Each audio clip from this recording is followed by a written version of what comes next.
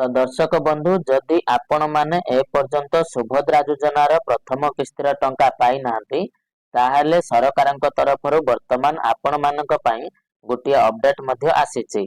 तेबे सेही अपडेट अनुसार वर्तमान आपण मानकु 25 तारिख रे सुभद्रा योजनार टंका जो मिलिबार थिला सेटा मध्ये मिलिबो नाही बोली आमर उपमुख्यमंत्री श्रीमती प्रभाती परिडा मध्ये कहिसंती। तेबे चलंतु ए वीडियो रे आमे जानिबा जे वर्तमान आपण मानकु जदि 25 तारिख रे सुभद्रा टंका मिलिबो नाही तबे परवर्ती समय रे केबे सुभद्रा टंका मिलिबो केउ मानकु मिलिबो एवं ए नै कि आउ सब कोन अपडेट मध्ये वर्तमान आसीची। तबे चलंतु वीडियो टिकु शेष पर्यंत निहाती देखंतु एवं ता सहित वीडियो को गुटे लाइक करके चैनल को मध्ये सब्सक्राइब करि नियंतु। तो दर्शक बंधु वर्तमान आपण माने समस्त मध्ये जानिथिबे जे सुभद्रा योजना रे हमर आहुरी पाखा पाखी 20 रु 25 लाख महिला सुभद्रा योजनार टंका मध्ये पाई नांती एवं सेमाने अपेक्षा रे रहिचंती एवं ता सहित बहुत जण महिला हमर अछंती जे माने कि ए पर्यंत ई केवाईसी किबा सेमानकर कोनोसी फील्ड वेरिफिकेशन किबा आपण माने जानिथिबे जे हमर जो 18000 महिला ऑप्ट आउट रो ऑप्शन को भूल बसत सबमिट करि देथिले तो सेमानकर मध्ये कोनोसी समाधान ए पर्यंत आसी नै। तबे एथि मध्ये रे वर्तमान पुणी थरे आपण माननको सरकार आउ एक झटका देइचंती एवं सेही झटका अनुଯାयी बा सेही अपडेट अनुଯାयी 25 तारिख रे आपण माननको पूर्वर जो सुभद्रा टंका मिलिबो बोली सरकार घोषणा करथिले तो सेही 25 तारिख रे आउ आपनको सुभद्रा टंका मिलिबो नाही बोली सरकार वर्तमान आपण माननको सामने रे घोषणा मध्ये करिदेले। तबे चलंतु डिटेल्स रे आमे वर्तमान जानिबा जे कोन वर्तमान हमर उपमुख्यमंत्री श्रीमती प्रभाती परिडा आपण माननको कहिबाको चाहुचंती बा आपण माननको अपडेट देउचंती।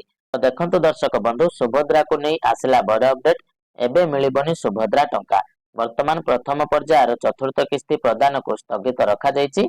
जांच प्रक्रिया सरिबा परे हिताधिकारी खाता को जीव टंका 30 तारिख सुधा सब प्रकार जांच सरिबा को नै आशा रहिछि एनै सूचना देले उपमुख्यमंत्री प्रभाती परिडा। तो दर्शक बंधु आपण माने जानिथिबे जे आमर सरकार बा आमर उपमुख्यमंत्री श्रीमती प्रभाती परिडा आपण मानकर तृतीय पर्यायर जेतेबेले टंका देथिले से समय रे घोषणा मध्ये करथिले जे आगामी चतुर्थ पर्यायर सुभद्रा टंका आमर मा माउसी मानकु डिसेंबर 25 तारिख रे प्रदान करा जिवो एवं पुणी थरे पाखा पाखी 20 लाख महिला को टंका प्रदान करा जिवो एवं तापरे जो माने बाकी रहि जाउचंती सेमानकु पुणी थरे मार्च 8 तारिख पूर्वरु सुभद्रा योजनार टंका देई दिया जिवो एवं एही भली किछि घोषणा मध्ये आपण मानकर करा जेथिला।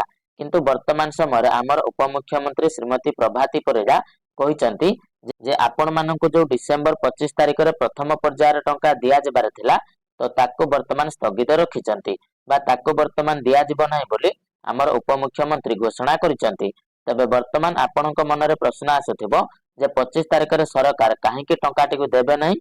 तो दर्शक बंधु वर्तमान आपण माने समस्त जानिथिबे जे वर्तमान बहुत जन महिलांकर सुभद्रा योजनार फॉर्म को कोनोसी कारणवशतः रिजेक्ट कर दिया जायतिला किंतु सेठारे महिला मानकर कोनोसी भी दोष नथिला किंतु सेथि पई सरकार सेमानकर फील्ड वेरिफिकेशन करूचंती।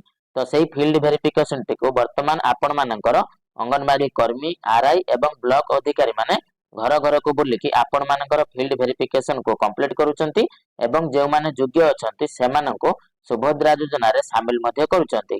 किंतु ए पर्यंत एमिति बहुत सारा हमर मा माउसी बा बहुत सारा हिताधिकारी अछंती जे मानकर फील्ड वेरिफिकेशन होई पारे नै एवं ता सहित जानिथिबा आपण माने जे वर्तमान हमर 18000 महिला भूल बसतः ऑप्ट आउट सबमिट करके वर्तमान सुभद्रा योजना रो बाद मध्ये पड़ी जायचंती आउ सेमानक पई वर्तमान सुधा भी सरकार कोनोसी समाधान आनि नांती।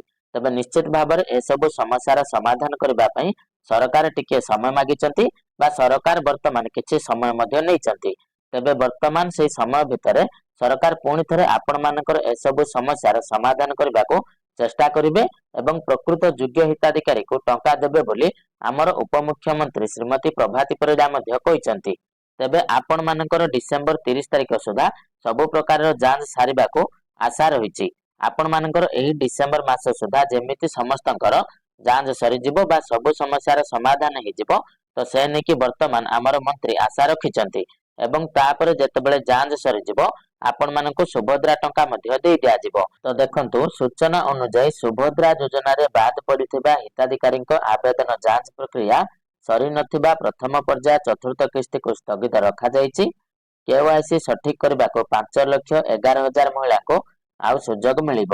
ଯଥାଶୀଘ୍ର ବାୟୋମେଟ୍ରିକ୍ ଜରିଆରେ ଇ କେୱାଇସି କରିବାକୁ ଉପମୁଖ୍ୟମନ୍ତ୍ରୀ ଅପିଲ କରିଛନ୍ତି। ତ ଦର୍ଶକ ବନ୍ଧୁ, ବର୍ତ୍ତମାନ ସମୟରେ ବି 5,11,000 ମହିଳା ବର୍ତ୍ତମାନ ସେମାନଙ୍କର ଇ କେୱାଇସି ବା ବାୟୋମେଟ୍ରିକ୍ ଭେରିଫିକେସନ କରିନାହାନ୍ତି। ତ ସେମାନେ ବର୍ତ୍ତମାନ ଯେଉଁ ଜନସେବା କେନ୍ଦ୍ରରେ ଆବେଦନ କରିଥିଲେ, ତ ସେଠାକୁ ଯାଇକି ସେମାନେ ଏହି ଇ କେୱାଇସି ଭେରିଫିକେସନକୁ କରିନେବେ, ଯାହାଦ୍ୱାରା ଆପଣମାନେ ସୁଭଦ୍ରା ଯୋଜନାର ଟଙ୍କା ମଧ୍ୟ ପାଇପାରିବେ। ତ ଏଭଳି କିଛି ଅପଡେଟ୍ ମଧ୍ୟ ଆପଣମାନଙ୍କ ପାଇଁ ରହିଛି। ତ ନିଶ୍ଚିତ ଭାବରେ ଆମର ଯେଉଁ ସବୁ ମହିଳାମାନେ ଏପର୍ଯ୍ୟନ୍ତ ସୁଭଦ୍ରା ଟଙ୍କା ପାଇନାହାନ୍ତି, ତ ସେମାନେ ଯେଉଁ ଜନସେବା କେନ୍ଦ୍ରରେ ଆବେଦନ କରିଥିଲେ, ତ ସେହି ଜନସେବା କେନ୍ଦ୍ରକୁ ଯାଇକି ଆପଣମାନଙ୍କର ଷ୍ଟାଟସକୁ ଯାଞ୍ଚ କରନ୍ତୁ ଏବଂ ଯଦି ସେଠାରେ ଆପଣମାନଙ୍କର ଇ କେୱାଇସି ଅପସନରେ ପେଣ୍ଡିଂ ରହିଛି ବା ଆପଣମାନଙ୍କର ଅଣ୍ଡର ପ୍ରୋସେସ ଦେଖାଉଛି, ତାହେଲେ ନିଶ୍ଚିତ ଭାବରେ ଆପଣମାନେ ମଧ୍ୟ ଆପଣଙ୍କର ବାୟୋମେଟ୍ରିକ୍ ଭେରିଫିକେସନ କରନ୍ତୁ। ଏବଂ ହଁ ଦର୍ଶକ ବନ୍ଧୁ, ଆପଣମାନଙ୍କ ମନରେ ଗୋଟିଏ ପ୍ରଶ୍ନ ଆସୁଥିବ ଯେ ବର୍ତ୍ତମାନ ନେକ୍ସଟ ଟାଇମ୍ ଆମକୁ କେବେ ସୁଭଦ୍ରା ଟଙ୍କା ମିଳିବ? ତ ଦେଖନ୍ତୁ, ସେ ନେଇକି ତ ଏପର୍ଯ୍ୟନ୍ତ କୌଣସି ଅପଡେଟ୍ ଆସିନାହିଁ। ଯେତେବେଳେ ଅପଡେଟ୍ ଆସିବ ସେତେବେଳେ ଆମେ ମଧ୍ୟ ଆପଣମାନଙ୍କୁ ଭିଡିଓ ମାଧ୍ୟମରେ ଜଣାଇଦେବୁ। ତେବେ ଦର୍ଶକ ବନ୍ଧୁ, ଚାଲନ୍ତୁ ଆଜିର ଭିଡିଓରେ ଏତିକି। ଆପଣମାନଙ୍କ ସହିତ ପୁଣି ଦେଖାହବ ଆଉ ଗୋଟିଏ ନୂଆ ଭିଡିଓରେ। ତ ସେତେ ପର୍ଯ୍ୟନ୍ତ ଆପଣମାନେ ମତେ ବିଦାୟ ଦିଅନ୍ତୁ। ରହୁଛି। ଜୟ ଜଗନ୍ନାଥ।